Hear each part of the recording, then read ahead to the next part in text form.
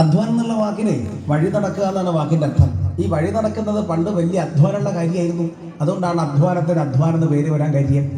പറഞ്ഞു വരുന്നത്, ഈ വഴി നടപ്പിൽ അങ്ങേക്ക് ഏറ്റവും നല്ലത് ഈ വാളാണ് എന്ന് പറഞ്ഞാൽ കൊടുക്കാൻ. അങ്ങനെ കൊടുത്തതോട് കൂടിയിട്ട് രഘുഗണന്റെ കണ്ണ് നിറഞ്ഞൊഴുകി സന്തോഷം കൊണ്ടേ. ആ രഘുഗണൻ ഇനി എന്ത് പറയുന്നു നോക്കാം. പറഞ്ഞു, നഹ്യത്ഭുതം തുച്ചരണാബ്ജരേണുഭി ഹതം ഹസോ ഭക്തിരഥോക്ഷജേമല മൗഹൂർത്തികാദ്യസ്യ സമാഗമച്ചമേ ദുസ്തർക്കമൂലോപഹതോ വിവേകഃ. എൻ്റെ എല്ലാ ബുദ്ധിമോശങ്ങളും പോയി, എൻ്റെ എല്ലാ സംശയങ്ങളും തീർന്നു, എൻ്റെ എല്ലാതരം ആശങ്കകളും നീങ്ങിക്കിട്ടി. അങ്ങയുമായിട്ടുള്ള എത്ര നേരം? മുഹൂർത്ത നേരം, അല്പസമയത്തെ സംഭാഷണം കൊണ്ട് എൻ്റെ സകല പ്രശ്നങ്ങളും തീർന്നിരിക്കുന്നു. അതുകൊണ്ട് പറഞ്ഞു, മഹാത്മനാം വപ്രചുര സമാഗമ. മഹാത്മാക്കളുമായിട്ടുള്ള സമാഗമം, നല്ല പണ്ഡിതന്മാരുമായിട്ടുള്ള ബന്ധം അല്പസമയമെങ്കിലും കാണാൻ കഴിയുന്നത് മഹാഭാഗ്യം എന്ന് പറയാൻ. അതുകൊണ്ട് ഇനി ഞാൻ എന്ത് ചെയ്യാൻ നോക്കൂ, ഇത് പറഞ്ഞാൽ അവസാനിക്കില്ല, അത്രയധികം സന്തോഷമുള്ള വിഷയമാണ്. അല്പം എന്താ പറഞ്ഞത്? ശിക്ഷിക്കും, അടിക്കും, അധികാരമുള്ളവനാണ് ഞാൻ, നീ എന്ത് കരുതി എന്നെ കുറിച്ച് എന്നൊക്കെ ചോദിച്ച ആ രഘുഗണൻ ഇപ്പോഴെന്ത് പറയുന്നു? 23-ാമത്തെ ശ്ലോകം നോക്കൂ. നമോ മഹദ്ഭ്യോസ്തു നമഃ ശിശുഭ്യ.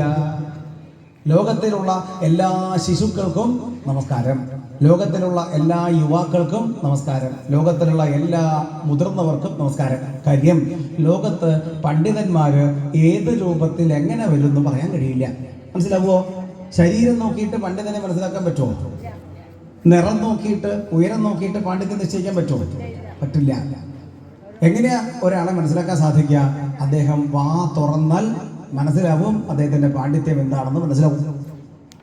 ഒറ്റ നോട്ടം കൊണ്ട് മനസ്സിലാവില്ല എന്നർത്ഥം. പക്ഷെ നമ്മൾ ഇപ്പോഴും പറഞ്ഞുകൊണ്ടിരിക്കുന്നത് first impression is the best impression. First impression is the best. എന്താ മനസ്സിലാവുക? എനിക്ക് അറിയാത്തതുകൊണ്ട് ചോദിക്കുകയാണ്. നിങ്ങളിപ്പോൾ ഒരാൾ അതിലേ ഇങ്ങനെ വന്ന് നെയ്വിളക്ക് സമർപ്പിക്കാൻ വേണ്ടി ഇങ്ങോട്ട് വന്നിരിക്കട്ടെ. ഒരു പുരുഷൻ വരികയാണ്, അല്ലെ ഒരു സ്ത്രീ വരികയാണ്. ഒറ്റ നോട്ടത്തിൽ എന്ത് മനസ്സിലാവും? സാരിയാണോ ചുരിദാറാണോ എന്ന് മനസ്സിലാവും. ഇനി സാരിയാണോ സാരി കാഞ്ചീപുരാണോ കാമാക്ഷിപുരാണോ എന്ന് മനസ്സിലാവും. മാല മനസ്സിലാവും, കമ്മൽ മനസ്സിലാവും, വള മനസ്സിലാവും.